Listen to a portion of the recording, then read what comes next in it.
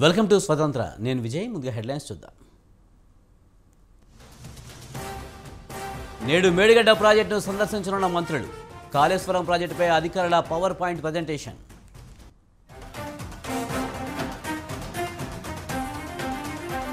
ఇవాళ భీమవరానికి సీఎం జగన్, విద్యాదీవెన నిధులు విడుదల.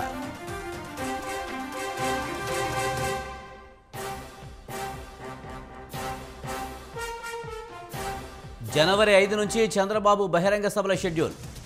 7 పార్లమెంట్ సెగ్మెంట్లలో రూట్ మ్యాప్.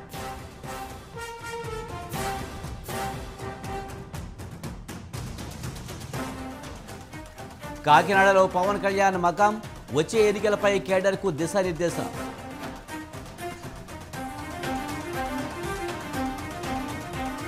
మొదటి రోజు 7 లక్షలకు పైగా ప్రజాపాలన దరఖాస్తులు. క్షేత్రస్థాయిలో సామాన్యుడికి తప్పని తెప్పలు.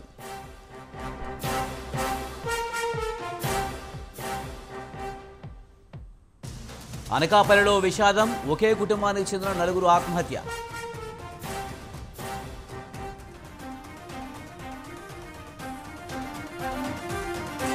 వ్యూహం సినిమాకు హైకోర్టు బ్రేక్.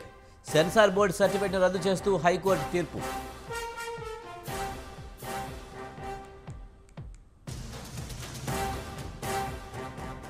చాప కింద నీరులా విస్తరిస్తున్న కొత్త వేరియంట్, ఆందోళన అవసరం లేదన్న కేంద్రం.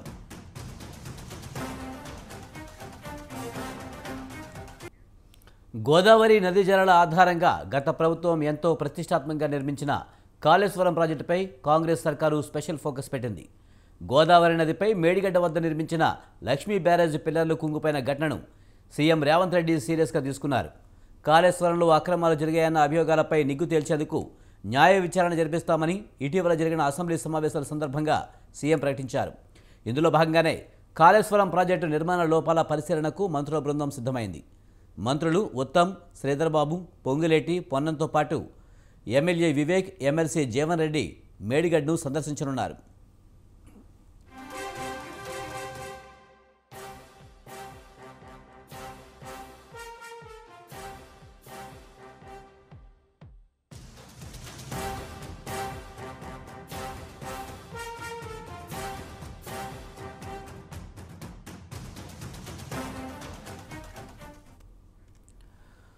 ఉదయం 11:30 మేడిగడ్డకు మంత్రులు చేరుకుంటారు.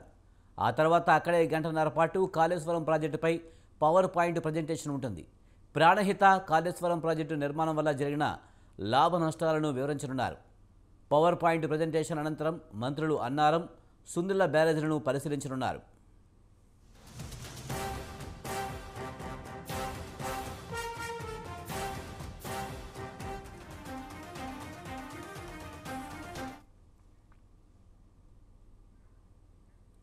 కాళేశ్వరం ప్రాజెక్టు వ్యయం, కొత్త ఆయకట్టు, స్థిరీకరణ ఆయకట్టు వివరాలను వెల్లడించనున్నారు. ప్రాజెక్టు నిర్వహణకు అవసరమైన విద్యుత్పై ప్రభుత్వం స్పష్టత ఇవ్వనుంది. అలాగే మేడిగడ్డ, సుందిళ్ల, అన్నారం బ్యారేజీల సమస్యలు, వాటి పరిష్కారాలు తదితర అంశాలపై ప్రభుత్వం సమీక్ష చేయనుంది. ఈ పర్యటనకు సంబంధించి నిర్మాణ సంస్థలకు, సబ్ కాంట్రాక్టర్లకు, ఈ నిర్మాణంలో సంబంధం ఉన్న వారికి అందరికీ సమాచారం ఇచ్చి సమావేశంలో పాల్గొనాలని ఇప్పటికే ప్రభుత్వం ఆదేశించింది.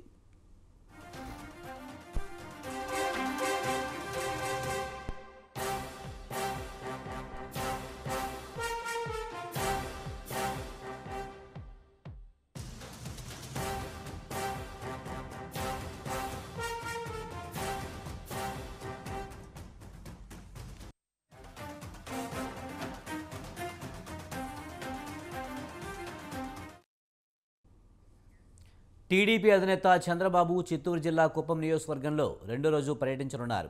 ఇవాళ ఆయన బస చేసిన గెస్ట్ హౌస్ దగ్గర ప్రజల నుంచి వినతులు స్వీకరిస్తారు. శాంతిపురం, రామకుప్పంలో చంద్రబాబు బహిరంగ సభల్లో పాల్గొంటారు.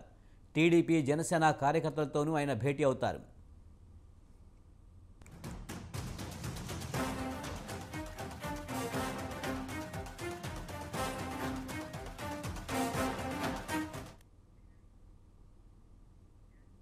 చంద్రబాబు మొదటి రోజు ఏ కార్యక్రమాల్లో పాల్గొంటారు, అలాగే ఇవాటి షెడ్యూల్ ఏంటి అనే దానిపై మరింత సమాచారాన్ని మా ప్రతినిధి రాము లైవ్లో అందిస్తారు. టీడీపీ జాతీయ అధినేత నారా చంద్రబాబు నాయుడు 3 రోజుల కుప్పం పర్యటన నేపథ్యంలో కూడా నిన్న సాయంత్రం కుప్పానికి చేరుకున్నారు. స్థానికంగా ఉన్నటువంటి గుడిపల్లె మండలంలో కూడా భారీ బహిరంగ సభ కూడా ఏర్పాటు చేశారు. అంతకుముందు రోడ్ షో జరిగింది. రోడ్ షోలో చంద్రబాబు నాయుడికి జనాలంతా ప్రజలంతా నీరాజనం పట్టారు. కర్పూర హారతులతో కూడా ఆయనకి ఘన స్వాగతం లభించింది. ప్రస్తుతం మనం కుప్పంలో ఉన్నటువంటి రోడ్లు భవనాల అతిథి గృహం వద్ద ఉన్నాము. రాత్రి చంద్రబాబు ఇక్కడే బస చేశారు. ప్రస్తుతం కూడా ఇక్కడే ఆయన ఈ యొక్క ప్రత్యేకంగా ఏర్పాటు చేసినటువంటి బస్సులో కూడా ఆయన నిద్రిస్తున్నారు. అయితే ఇవాళ మనం చూసుకున్నట్టయితే రాంకుప్పం అదేవిధంగా శాంతిపురం మండలాల్లో కూడా ఇవాళ పర్యటించనున్నారు. ఈ నేపథ్యంలో మొదటిసారిగా ఆయన అరెస్ట్ అయిన తర్వాత మొట్టమొదటిగా కూడా కుప్పానికి వచ్చినటువంటి పరిస్థితి అయితే ఉంది. అయితే ఈ నేపథ్యంలో మనం చూసుకున్నట్లయితే రాజకీయంగా కూడా అత్యధికంగా పూర్తిగా ఈ యొక్క పర్యటన సంతరించుకున్నటువంటి పరిస్థితి కనపడుతుంది. పెద్ద ఎత్తున రాజకీయ కోణాల్లో ఈ యొక్క రాజకీయానికి సంబంధించినటువంటి రానున్న ఎన్నికల నేపథ్యంలో కూడా పూర్తి స్థాయిలో ఇక్కడ ఉన్నటువంటి పార్టీ నాయకులు కార్యకర్తలతో పూర్తిగా కూడా మమేకం కానున్నారు. పార్టీ యొక్క స్థితిగతుల మీద కూడా పూర్తిగా చర్చించినట్లు కూడా మనకు సమాచారం ఉంది. అయితే గత రాత్రి తెలుగుదేశం పార్టీకి సంబంధించినటువంటి కార్యాలయంలో కూడా అతిరథ మహారథులతో చంద్రబాబు కాన్ఫరెన్స్ కూడా నిర్వహించారు. దీనికి పూర్తిగా కూడా మీడియాని ఎవరిని కూడా అలో చేయలేదు. ఈ నేపథ్యంలో మనం చూసుకున్నట్టయితే రానున్నటువంటి ఎన్నికల నేపథ్యంలో పూర్తిగా కూడా చిత్తూరు, తిరుపతి, అన్నమయ్య జిల్లాలకు సంబంధించి ఇక్కడ ఉన్నటువంటి క్యాడర్ అందరితో కూడా పూర్తిగా సమావేశమైనట్టు మనకు తెలుస్తుంది. ఎక్కడ ఏమి జరిగింది ఏంటి అనేది ఇదివరకు కూడా బయటకు రాలేనటువంటి పరిస్థితి. అంటే మొత్తం మీద క్యాడర్ని పూర్తి స్థాయిలో తెలుగుదేశం పార్టీ అగ్రస్థానాన నిలబడాలనేటువంటిది కూడా ఈ యొక్క కార్యకర్తలతో పూర్తిగా కూడా చంద్రబాబు భేటీ అయినట్టు కూడా మనకు తెలుస్తుంది. ఈ యొక్క ఆర్ఎన్బి గెస్ట్ హౌస్ వద్ద అయితే మనం ప్రస్తుతం ఉన్నాము. ఈ యొక్క కుప్పానికి సంబంధించినటువంటి గత రాత్రి జరిగిన ఈ యొక్క రోడ్ షో ఏదైతే ఉందో పూర్తిగా కూడా రాజకీయాన్ని సంతరించుకున్నట్లు మనకు తెలుస్తుంది. అయితే నిన్న బెంగళూరులో కూడా ఉప ముఖ్యమంత్రి డికే శివకుమార్తో కూడా చంద్రబాబు భేటీ అయ్యారు. దాదాపు 5 నుంచి 10 నిమిషాల మేరకు కూడా చంద్రబాబుతో కూడా ఉప ముఖ్యమంత్రి మాట్లాడేటువంటి పరిస్థితి కనపడుతుంది. అంటే ఈ రాజకీయ నేపథ్యంలో కూడా పూర్తి స్థాయిలో మనం చూసుకున్నట్టయితే అంటే రానున్న ఎన్నికల నేపథ్యంలో అంటే ఏపీలో జరగనున్నటువంటి ఎన్నికల నేపథ్యంలో కూడా ఏం జరగబోతుంది ఏంటి అనేటువంటిది పూర్తి చర్చనీయాంశంగా కూడా మారింది. అదేవిధంగా మనం చూసుకున్నట్లయితే గుడిపల్లె మండలానికి భారీ ఎత్తున రోడ్ షో వచ్చింది. పెద్ద పెద్ద గజమాలతో కూడా చంద్రబాబుని ఆహ్వానించడం అయితే చేశారు. అయితే ఇక్కడ ఉన్నటువంటి ప్రజలతో కూడా పూర్తిగా కూడా మమేకమై అక్కడ ఉన్నటువంటి పూర్తి స్థాయిలో ఈ యొక్క గుడిపల్లెకి సంబంధించిన వారందరూ కూడా ఈ గుడిపల్లె ప్రాంతం నా గుండెకాయ లాంటిది అనేటువంటిది కూడా చంద్రబాబు చెప్పడం జరిగింది. గతంలో కన్నా ఎక్కువ ఓట్లు ఇక్కడ మనం సంపాదించాలనేటువంటిది కూడా అక్కడ ఉన్నటువంటి ప్రజలకు, స్థానికులకు, పార్టీ నాయకులకు, కార్యకర్తలకు దిశానిర్దేశం చేశారు. దాదాపు గంట పైన కూడా బాబు ప్రసంగం గుడిపల్లిలో కూడా సాగింది. తెలుగుదేశం పార్టీ కార్యాలయానికి చేరుకొని అక్కడ ఉన్నటువంటి పార్టీ క్యాడర్ అందరితో కూడా వితౌట్ ప్రెస్ని కూడా ఎవరిని కూడా అలౌ చేయకుండా కూడా అక్కడ ఉన్నటువంటి పార్టీ నాయకులతో క్యాడర్తో అంతా కూడా ముఖాముఖి చేసినటువంటి పరిస్థితి కనపడుతుంది.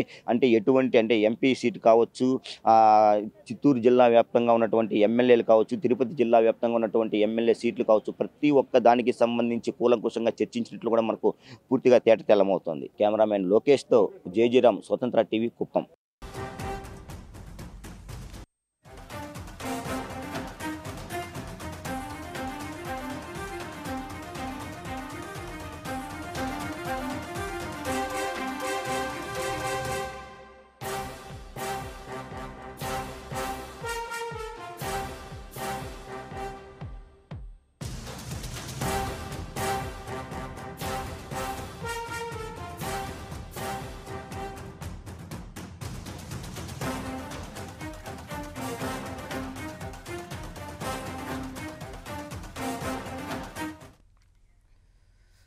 ఉమ్మడి తూర్పుగోదావరి జిల్లాలో రెండో రోజు జనసేన అధినేత పవన్ కళ్యాణ్ పర్యటించనున్నారు.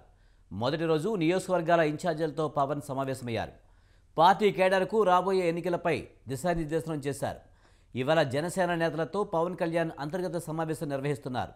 జనసేన నేతలు, వివిధ సామాజిక వర్గాల ప్రతినిధులతో పవన్ భేటీ అవుతున్నారు. డ్వాక్రా మహిళలతో ముఖాముఖిలో పాల్గొంటారు. పలు సామాజిక వర్గాలతో సమావేశమవుతారు పవన్ కళ్యాణ్.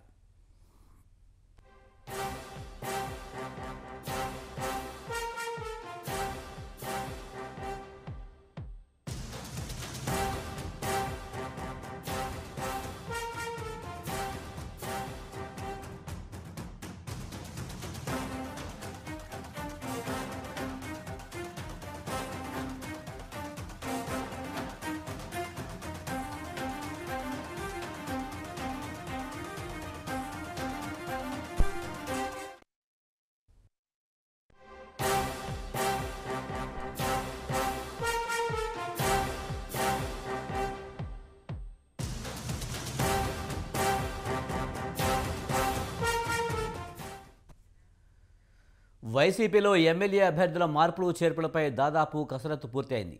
ఇవాళ 175 మంది ఎమ్మెల్యే అభ్యర్థుల జాబితా ప్రకటించే అవకాశం ఉంది. గతంలో 11 నియోజకవర్గాల్లో మార్పులు చేసిన సీఎం జగన్ 50 నియోజకవర్గాల్లో మార్పులు ఉండే అవకాశం ఉన్నట్లుగా తెలుస్తోంది.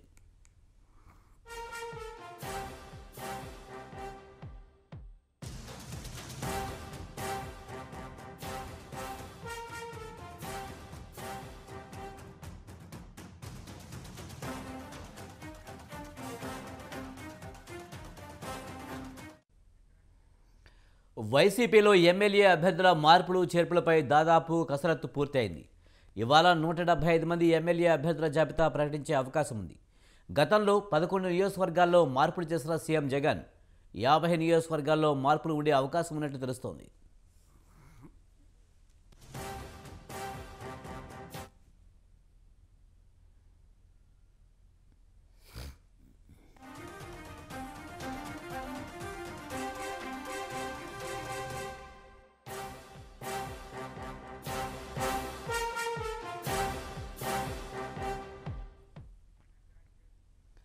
పశ్చిమ గోదావరి జిల్లా భీమవరంలో సీఎం జగన్ పర్యటించనున్నారు.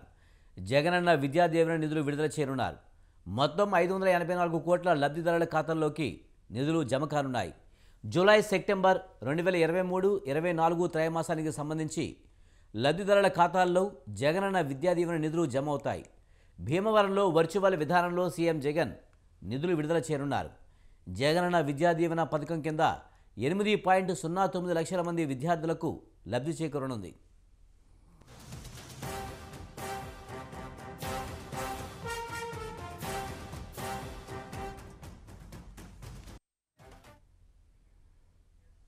ప్రముఖ క్రికెటర్ అంబటి రాయుడు వైసీపీలో చేరారు. సీఎం జగన్ ఆయనకు కండువా కప్పి పార్టీలోకి ఆహ్వానించారు. వచ్చే ఎన్నికల్లో అంబటి రాయుడు గుంటూరు ఎంపీ సీటుకు వైసీపీ అభ్యర్థిగా పోటీ చేస్తారనే వార్తలు వచ్చాయి. ఇప్పుడు ఆయన వైసీపీ తీర్థం పుచ్చుకున్నారు. గుంటూరు ఎంపీగా పోటీ చేసేందుకు రాయుడికి సీఎం జగన్ లైన్ క్లియర్ చేసినట్లు సమాచారం.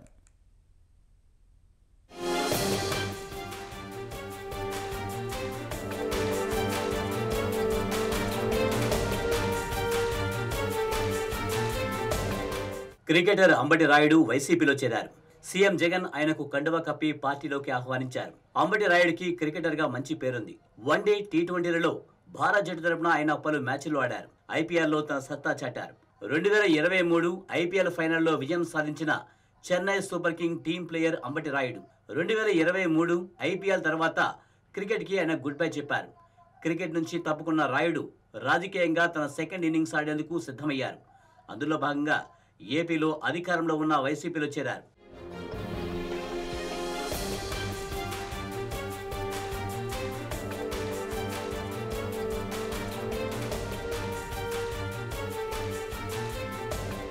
ఇక వచ్చే ఎన్నికల్లో అంబటి రాయుడు వైసీపీ నుంచి గుంటూరు ఎంపీగా పోటీ చేసే అవకాశాలు ఉన్నట్టు తెలుస్తోంది. గత ఎన్నికల్లో వైసీపీ 22 ఎంపీ సీట్లు గెలుచుకుంది. అయితే గుంటూరు, విజయవాడ, శ్రీకాకుళం ఎంపీ సీట్లను టీడీపీ దక్కించుకుంది.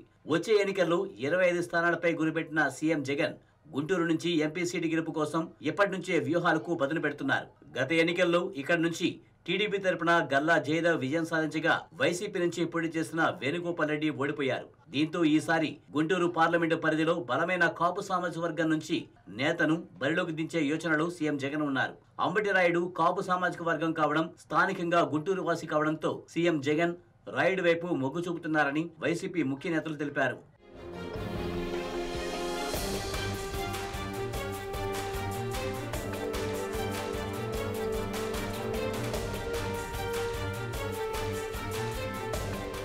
క్రికెటర్గా రాయుడికి యువతలో మంచి క్రేజ్ ఉంది. గుంటూరు పార్లమెంటు పరిధిలో బలంగా ఉన్న కాపు సామాజిక వర్గం రాయుడికి అండగా ఉంటుందని, ఈ విషయాలు పరిగణలోకి తీసుకునే సీఎం జగన్ ఈ తెలివైన నిర్ణయం తీసుకున్నారని పలువురు వైసీపీ పెద్దలు వ్యాఖ్యానిస్తున్నారు.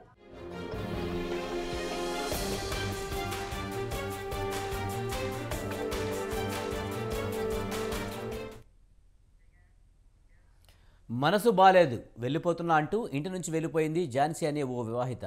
తన భర్త నరేష్కు ఎటువంటి సంబంధం లేదంటూ లేఖ రాసింది. తన ఇంటికి సమీపంలో ఉండే పుట్టింట్లో తన ఇద్దరు పిల్లల్ని వదిలిపెట్టింది.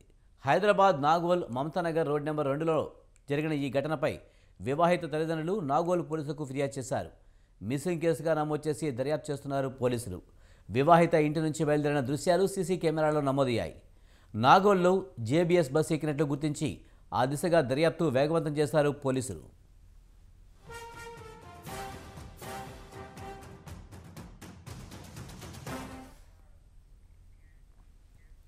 పల్నాడు జిల్లా నరసరావుపేట వైసీపీ కార్యాలయం వేదికగా ఎమ్మెల్యే గోపిరెడ్డి, గజల బ్రహ్మారెడ్డి అనుచరులు ఘర్షణకు దిగారు. సయ్యద్ హుసేన్ అనే బ్రహ్మారెడ్డి వర్గీయుని పోలీసులు అదుపులోకి తీసుకోవడంతో పరిస్థితి ఒక్కసారిగా వేడెక్కింది. అదుపులోకి తీసుకున్న వ్యక్తిని విడిచిపెట్టాలంటూ పోలీస్ స్టేషన్ వద్ద ఆందోళన దిగారు వైసీపీ సీనియర్ నేత గజల బ్రహ్మారెడ్డి. దీంతో నరసరావుపేట రూరల్ పోలీస్ స్టేషన్ వద్ద ఉద్రిక్త వాతావరణం ఏర్పడింది.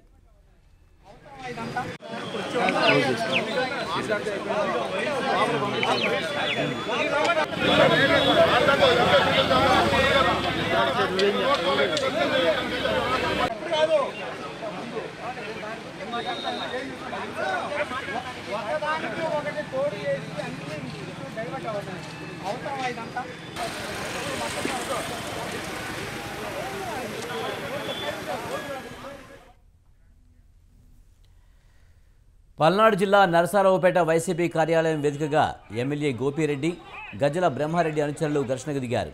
సయ్యద్ హుసేన్ అనే బ్రహ్మారెడ్డి వర్గీయుని పోలీసులు అదుపులోకి తీసుకోవడంతో పరిస్థితి ఒక్కసారిగా వేడెక్కింది. అదుపులోకి తీసుకున్న వ్యక్తిని విడిచిపెట్టాలంటూ పోలీస్ స్టేషన్ వద్ద ఆందోళన దిగారు వైసీపీ సీనియర్ నేత గజల బ్రహ్మారెడ్డి. దీంతో నరసరావుపేట రూరల్ పోలీస్ స్టేషన్ వద్ద ఉద్రిక్తత ఏర్పడింది.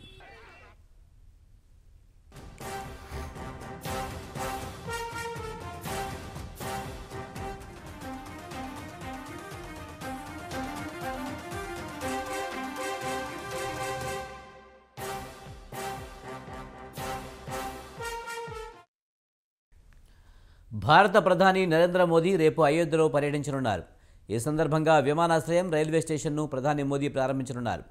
అయోధ్యలోని అత్యాధునిక విమానాశ్రయం మొదటి దశను 1450 కోట్ల కంటే ఎక్కువ వ్యయంతో అభివృద్ధి చేశారు. విమానాశ్రయం టెర్మినల్ భవనం 6500 చదరపు మీటర్ల విస్తీర్ణంలో ఉంటుంది.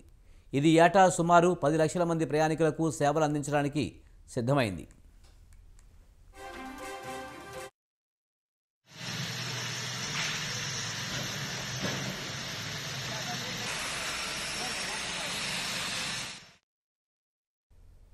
అంతర్జాతీయ విమానాశ్రయం టెర్మినల్ భవనం నిర్మాణం శ్రీరామ మందిర ఆలయ నిర్మాణ శైలిని ప్రతిబింబిస్తుంది. అయోధ్య విమానాశ్రయం టెర్మినల్ భవనంలో insulated roofing system, LED lighting, rain water harvesting, ఫౌంటైన్లతో ల్యాండ్స్కేపింగ్, వాటర్ ట్రీట్మెంట్ ప్లాంట్, మురుగునీటి శుద్ధి కర్మాగారం, సోలార్ పవర్ ప్లాంట్ వంటి వివిధ సౌకర్యాలు ఉన్నాయి.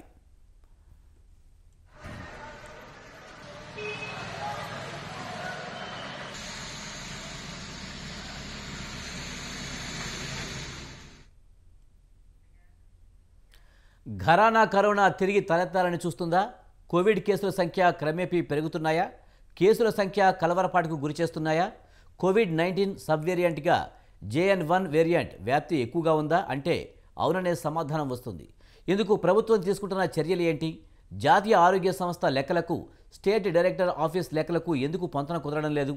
కరోనా లెక్కలను సర్కారు దాచిపెడుతుందా?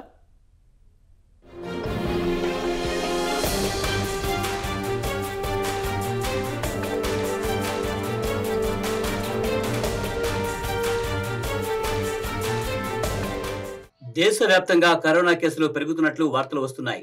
అధిక జనాభా గల హైదరాబాద్ మహానగరంలో ఈ కేసుల లెక్క కొంచెం ఎక్కువగా ఉన్నట్లు సమాచారం. అయితే ప్రభుత్వం ఇప్పటికే నివారణ చర్యలు మొదలుపెట్టింది. తెలంగాణలో కొత్తగా కొలువుదీరిన కాంగ్రెస్ ప్రభుత్వానికి కరోనా ఎదుర్కోవడం సవాలే కావచ్చు. అయితే కరోనా సమయంలో కీలకంగా పనిచేసిన వైద్యులు, వైద్య శాఖ ఉన్నతాధికారులు మాత్రం అనుభవజ్ఞులే. ఈ కారణంగా కరోనాకు చెక్ పెట్టడం అంత కష్టతరమైన విషయమేమీ కాదనే వ్యాఖ్యానాలు వినిపిస్తున్నాయి. గతంలో పోలిస్తే ఇప్పుడు వచ్చిన వేరియంట్ పెద్దగా ప్రభావం చూపదని తెలుస్తోంది. దీనిని సర్కారు ఎదుర్కోవడము పెద్ద కష్టం కాదని అనిపిస్తోంది. అయితే ఏ ఒక్కరూ అజాగ్రత్తగా వ్యవహరించి అకారణ కష్టాలను మాత్రం కొని తెచ్చుకోరాదని రాష్ట్ర వైద్య ఆరోగ్య శాఖ అధికారులు తెలియజేస్తున్నారు.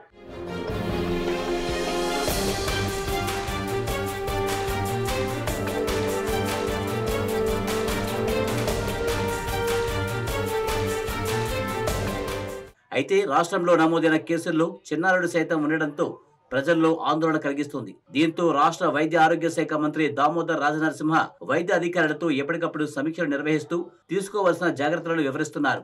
ఆసుపత్రుల్లో బెడ్లు, ఆక్సిజన్, ఐసోలేషన్ వార్డులను వెంటనే సిద్ధం చేయాలని, వాటి సంఖ్యను పెంచాలని వైద్య శాఖ అధికారులకు మంత్రి రాజనరసింహ సూచించారు. కోవిడ్ సమాచారం తెలియజేసే బులెటిన్లు ఎప్పటికప్పుడు ఎలా ఇవ్వాలి అనే విషయాలపైన మంత్రి అధికారులతో చర్చించినట్టు తెలిసింది.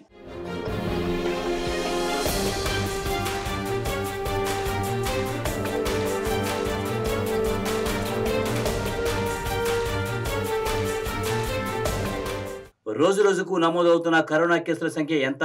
ఏ జిల్లాల్లో ఎన్ని కేసులు నమోదయ్యాయి? కరోనా కేసులకు సంబంధించి రాష్ట్ర వైద్య ఆరోగ్య శాఖ విడుదల చేసిన కేసులకు జాతీయ వైద్య సంఘం లెక్కలకు కొన్ని తేడాలు కనిపించాయి. ఇటీవల భూపాలపల్లిలో 2 కరోనా కేసులు నమోదయ్యాయని జాతీయ వైద్య సంఘం తెలియజేసింది. అయితే state director of health organisation ఈ విషయాన్ని కొట్టిపారేసింది. ఇదేమీ తమ దృష్టికి రాలేదని, ఈ సమాచారం నిజం కాదని స్టేట్ హెల్త్ డైరెక్టరేట్ తెలియజేసింది.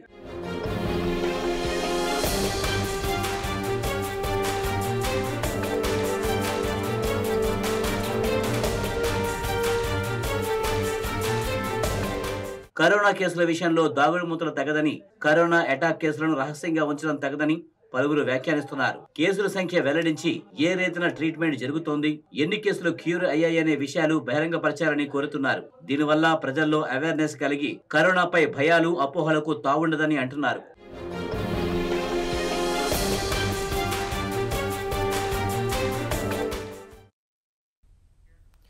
ఇవి ఈ బిడ్డల విశేషాలు. చూస్తూనే ఉండండి స్వతంత్ర.